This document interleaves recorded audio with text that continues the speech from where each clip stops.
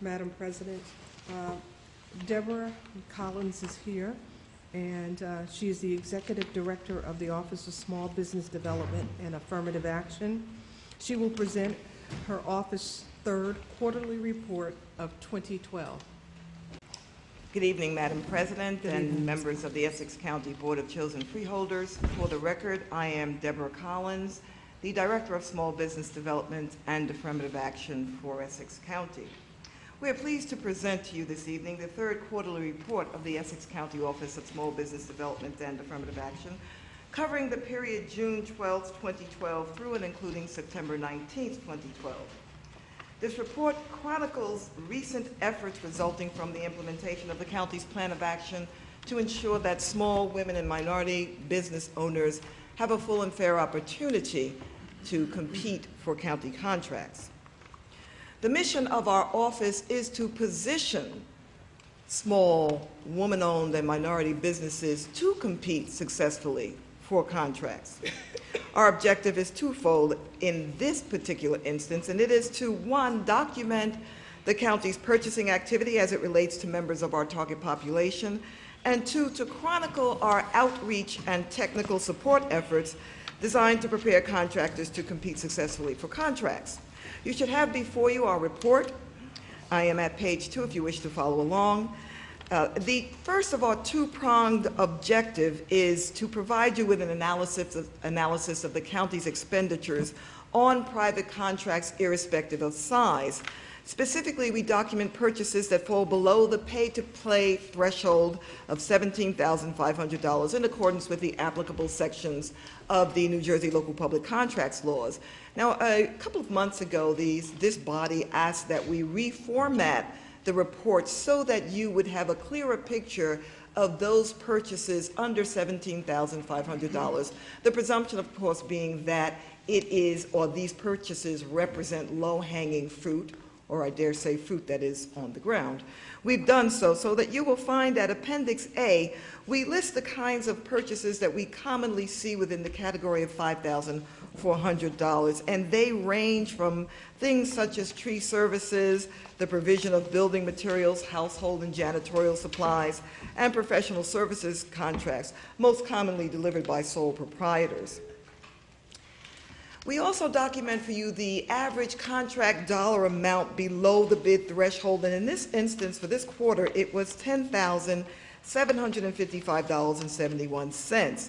There are many business opportunities. You can actually look at Appendix B if you're interested in them. I'll just mention a few, though, for the benefit of the public, and that is, we see in this category the sale of electrical supplies and equipment, waste management, supply and delivery of fuel oil, sale of appliances, air conditioners, refrigerators, and microwave ovens.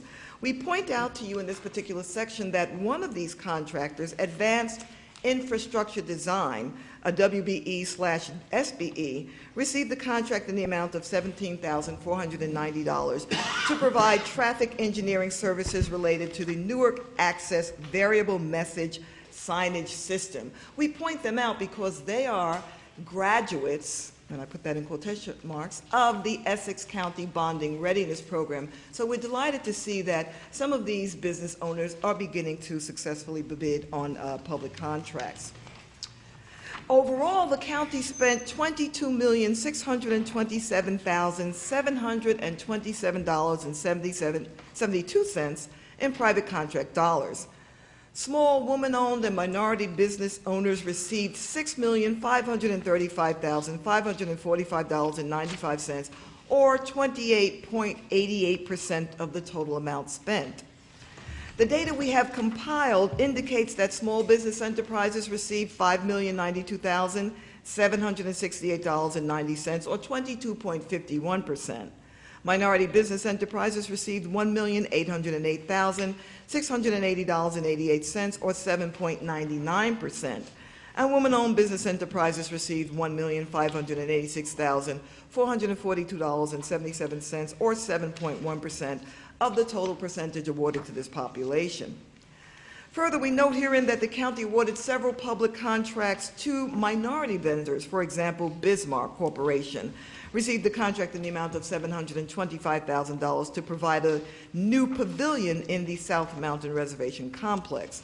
Likewise, Cedar Construction received an award in the amount of $318,945 for the renovation of a paddleball/handball arena in Weequahic Park. DIA General Construction, also classified as an MBE, received a $309,965.24 contract to provide emergency repairs for flood damage at the Wilentz, also known as the Gibraltar building. National Fence Systems, last but not least, was awarded $232,222.50 to construct ornamental fencing and piers at South Mountain Recreation Complex.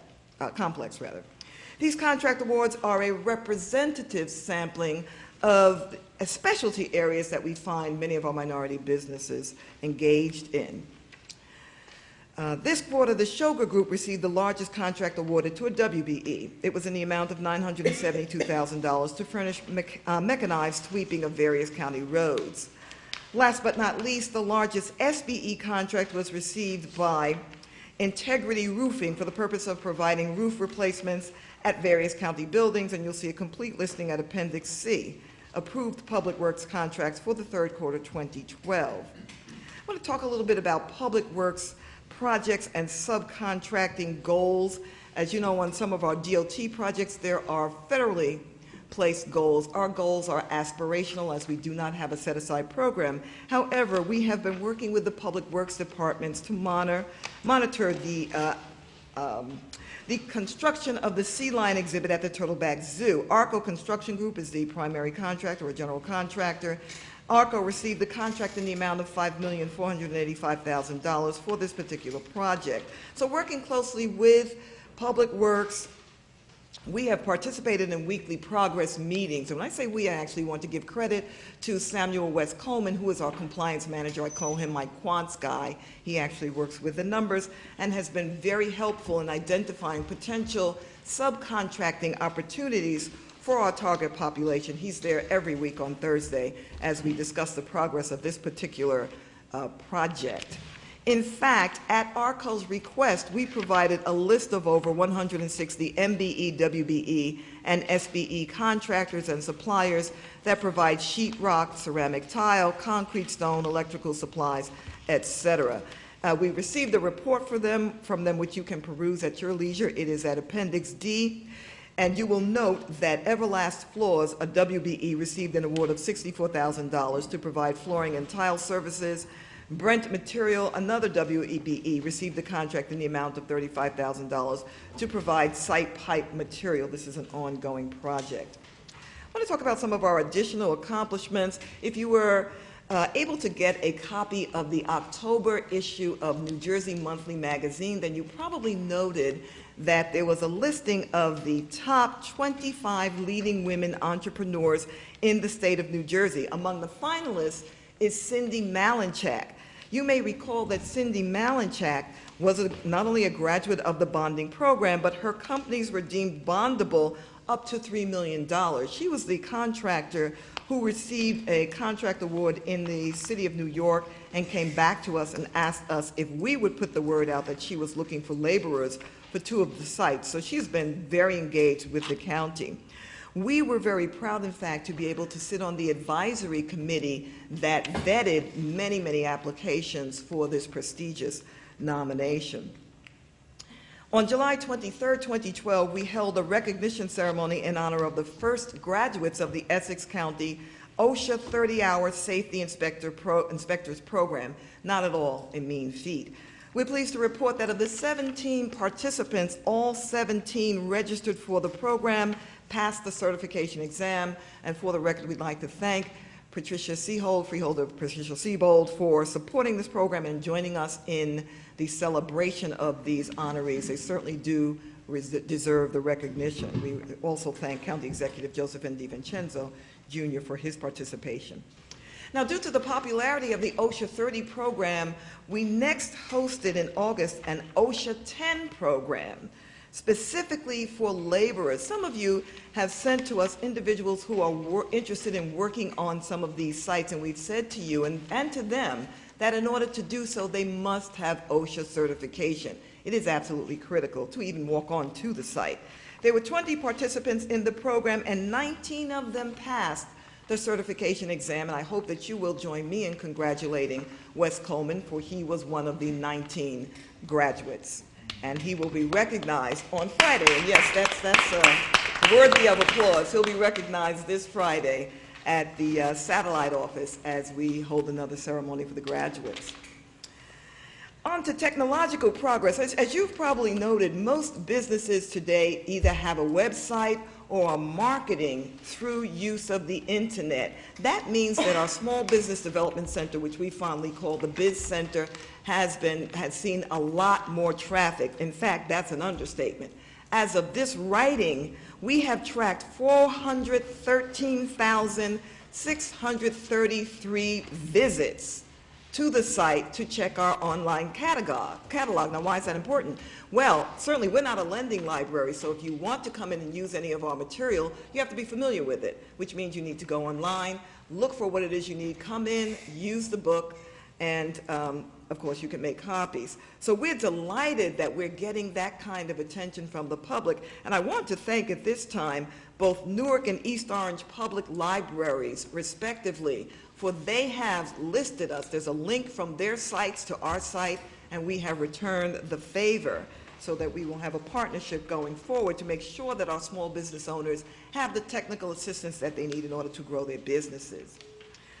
In the area of outreach to individuals, groups, and organizations, I'd like to thank freeholder Rufus Johnson. He has been dogged in his determination to have me involved with the West Ward, and I have been doing so. In fact, we were able to attend a meeting with him on August 31st to give guidance to a newly formed business organization, and they are certainly on the move. It is a business development association. We have given them guidance with respect to their creation of a mission statement, their bylaws, and they are now holding their biweekly meetings in our Biz Center. What's wonderful about that, for those of you who have visited us, you know that that Biz Center is right next door to my office. After each meeting, they come inside, they talk to me, they use us as a sounding board for some of the ideas that they are coming up with. And as I say, I'm very, very proud of the work that they have done, and I, again, thank Freeholder Johnson for getting us involved with this group.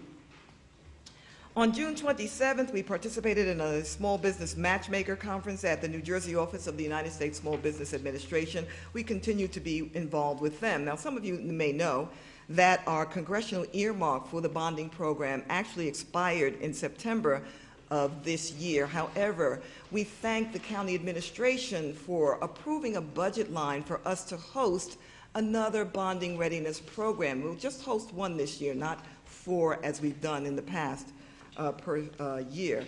But we're proud to say that the participants in this program are a group of very sophisticated business owners. It's a small class, but they span the spectrum from construction to lighting solutions. We're continuing to work with the Surety and Fidelity Association and Samuel Carradine, who is the architect of the Model Contractors Program. Another partnership, and you may have read about this, is one we engaged in with the City of East Orange. We were invited to assist them in sourcing women and minority business owners to participate in a multi-million-dollar renovation project that's taking place in East Orange. In fact, we provided them with 12 lists of minority and women-owned businesses specializing in drywall, concrete, cleaning, demolition, security. I can go on, and we were delighted that from that list they had a great turnout for the announcement of the launch of this particular project. It's not in this report, but we will be working with them to host yet another OSHA training program, and that's coming up. I'll talk to you more about that next quarter. Last but not least, we're continuing to strengthen our relationships with financiers and insurers of small women and minority-owned businesses to ensure that our target population has full access to a full suite of lending products and services. We're working with PNC Bank and Team Capital Bank, which is a new bank in West Orange, not too far from Whole Foods. You might have seen them. So we are delighted that they've come on board, and they are not only working with our small businesses in this fashion, but whenever we ask them to host a seminar or come in to deliver some product knowledge to our vendors, they're happy to do so. You know, we thank you. Your support has been invaluable, and I always say that outreach efforts are absolutely critical. It still amazes me that when we travel around the county, and I dare say around the state, there are still business owners who are not aware that we exist, and that's critical. It's really critical. There's some other ventures that are coming up.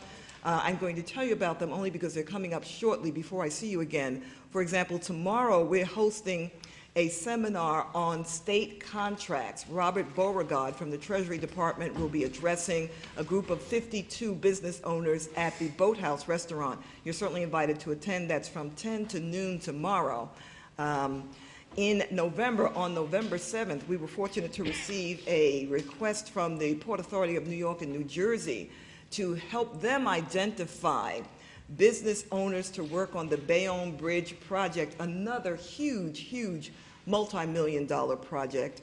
They will be coming in on November 7th from noon to 2 to talk about the fact that in the main contract for this project, there is a local enterprise clause.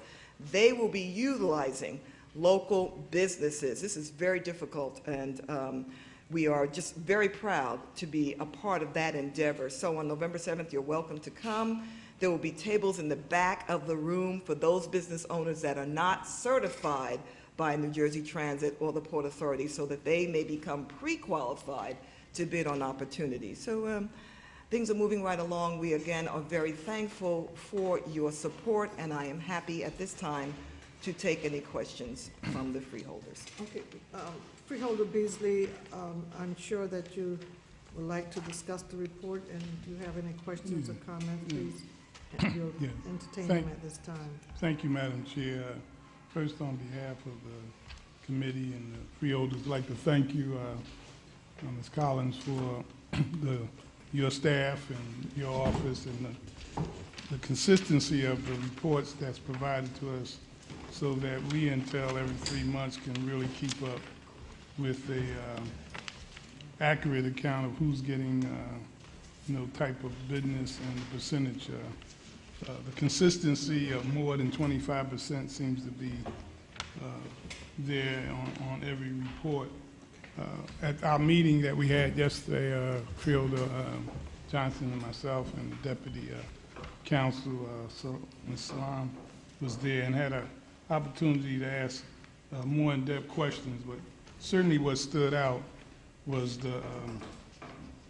the tracking of that between 5,000 and 400 and 17,500 as to how those contracts was being signed, being that in most instances you don't have to bid, it's more of a quote, and to really give us an insight as to how that's developing. But what's been really a great improvement in providing the training, the OSHA type training, which small contractors are able to get their workers certified to be able to work on sites, and particularly the bonding.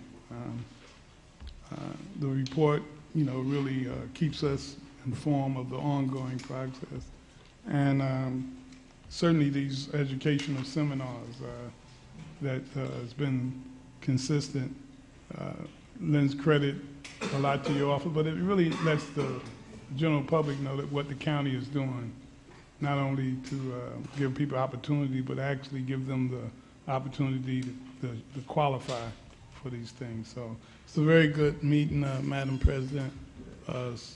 Again, the report has been consistent. I know that some of the things that have been initiated in the West Ward by the freeholders evident of trying to connect the dots, in terms of particularly when we hear people say when they see work being done and not seeing, people that they would like to see employed.